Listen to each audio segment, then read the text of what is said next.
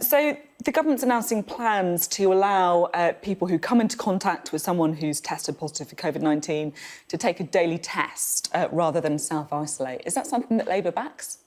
I think we're certainly very keen to see it made easier for people to go about their normal lives, particularly because we've long had concerns about how the economic impact of quarantine arrangements on people, because the government hasn't been quick to come forward with financial support. So I think it's very welcome that we're exploring ways in which we can make it easier for people to get back to normal more quickly. But obviously, as always with this, we want to follow the science. We want to make sure that it's robust. We meet regularly with the SAGE scientists, and it's something that we'll certainly be asking them questions about next time we meet. The issue is, I guess, the reliability of these lateral flow tests. Is there a concern that they're just not good enough at picking up asymptomatic COVID cases? Well, there have been concerns raised by some scientists.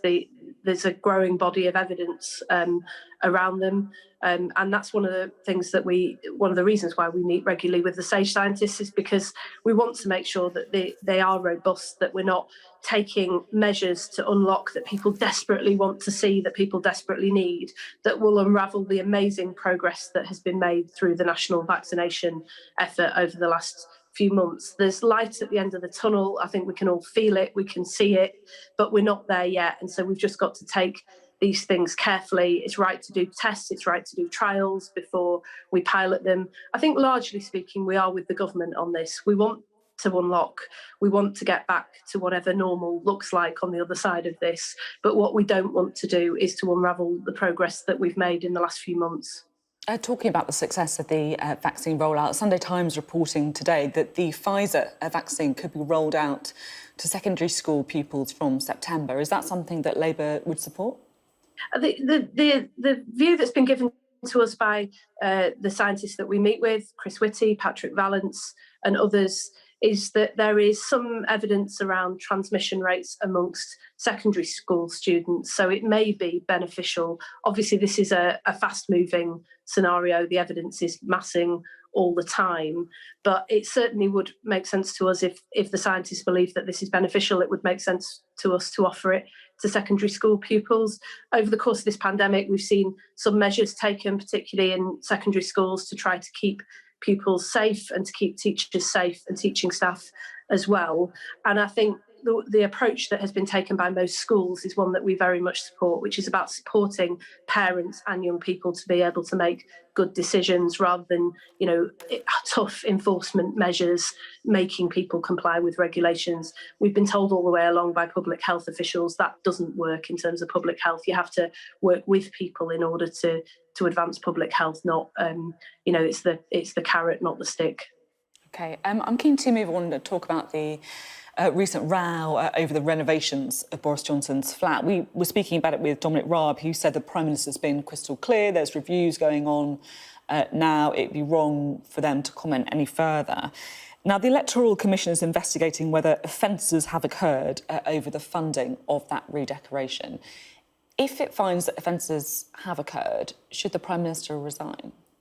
Well, look, I think that we don't need an Electoral Commission inquiry to know that the Prime Minister is withholding information from the public that rightly belongs in the public domain.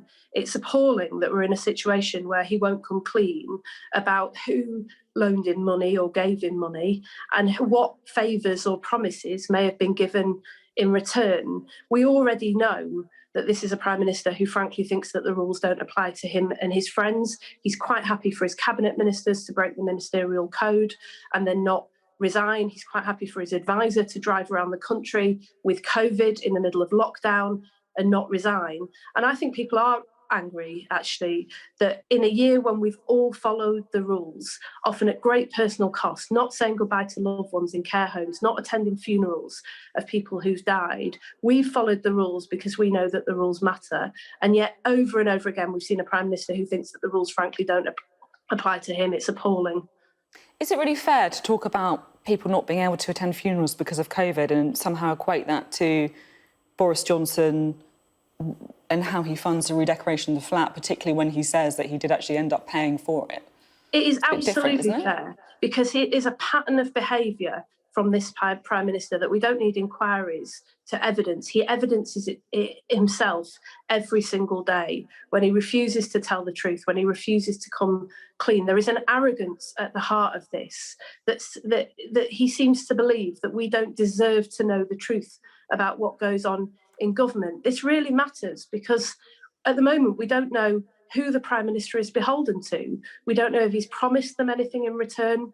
We don't know what the implications of that are. And over the last few weeks, we've seen this raft of revelations about the financial networks at the heart of government, cabinet ministers who profited from the pandemic, favours that have been done for donors from the Tory party. We've seen foreign dictators who are able to pick up the phone to the Prime Minister and give instructions, and instead of pushing back on those instructions, he puts one of his top advisors onto the case. If the Prime Minister is beholden to other people, who is he not serving? And that's the people of this country. And that's why this really matters. This is about integrity, it's about trust, and it's about whether there's one rule for them and one rule for everybody else. And I feel that particularly strongly at the moment with the year that we've had. I think other people in this country feel particularly strongly about it as well. It is just simply not good enough. We'll find out how people do feel on Thursday, of course, in the local elections. Just one more question on the allegations around the Prime Minister. There were reports in the Sunday Times that at least one Conservative donor was approached about paying the bill for the Prime Minister's childcare. Now, Number 10 has said that the Prime Minister paid the cost. They don't seem to have confirmed whether he paid the original bill. Dominic Raab earlier said that this was just gossip. What do you make of it?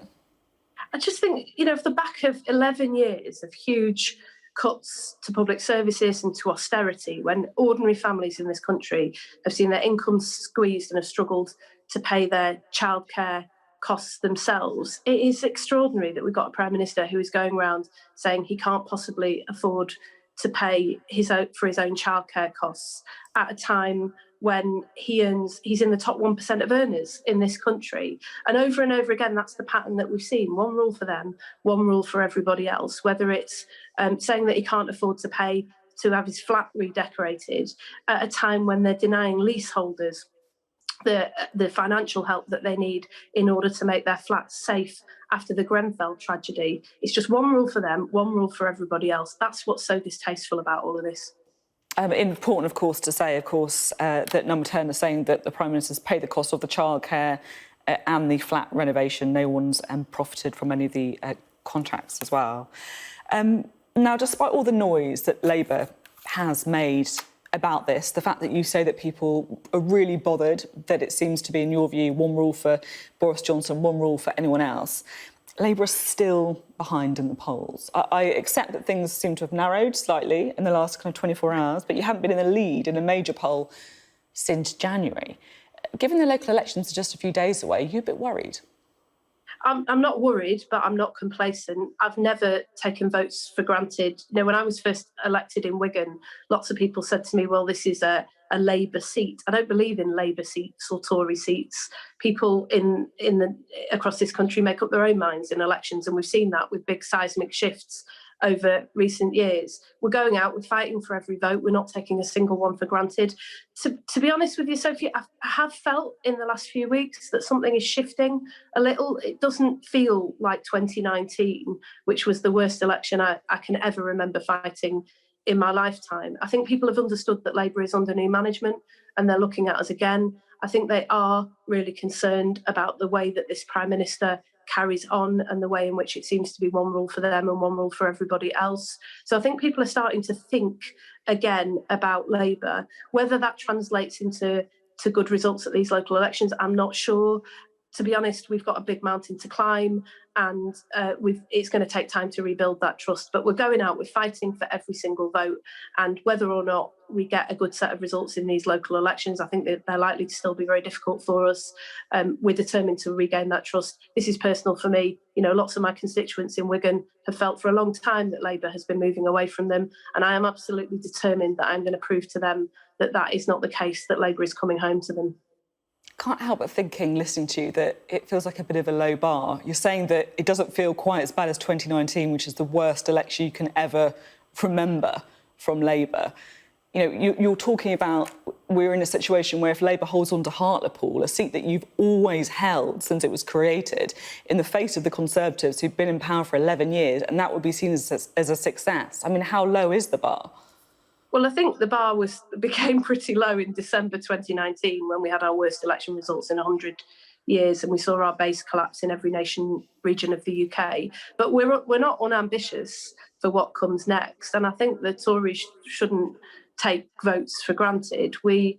People are looking at us again. We are starting to make progress. We've got a new leader in Scotland, Anna Sarwar, who's making a really good impact with the electorate. People can see that he's absolutely determined to put the future of Scotland right at the centre of the debate in Scotland, not just these divisive questions that the SNP want to go back to.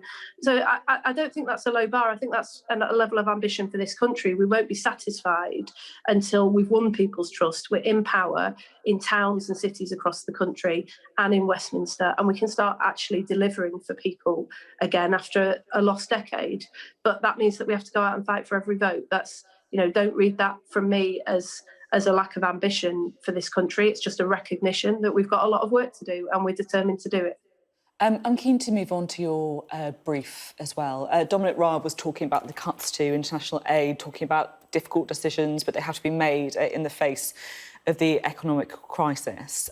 We're still spending £10 billion on international aid this year. Is it right that we are scaling back spending?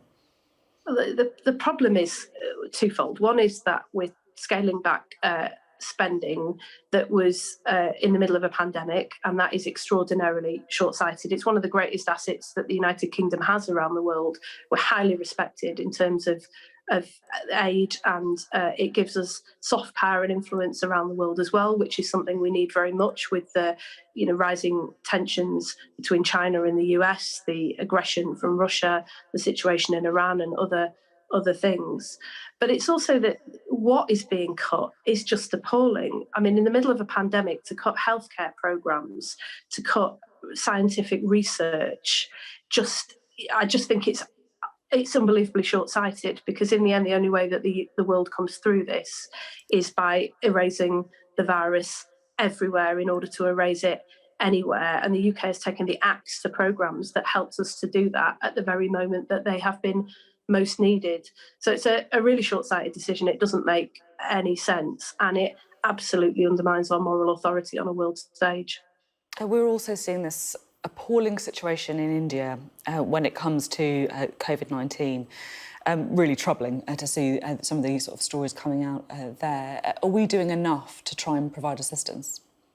I think we can and should do more. The UK has sent two now small shipments of assistance to India. But don't forget, it was India that stepped up for us when we were almost a year ago today in really dire straits, struggling to contain the impact of the pandemic. The Prime Minister had just left hospital. We were woefully unprepared, and we had to appeal to the rest of the world for help. And India stepped forward to approve the export of huge amounts of paracetamol to the UK because we're in danger of running out. So there are long and deep ties between us and India that mean that we should step up and provide more equipment, more support. We are world leaders in genomic sequencing. We can track and map how this virus is mutating and developing. Only a few months ago, Matt Hancock said we should make that capacity available to the world.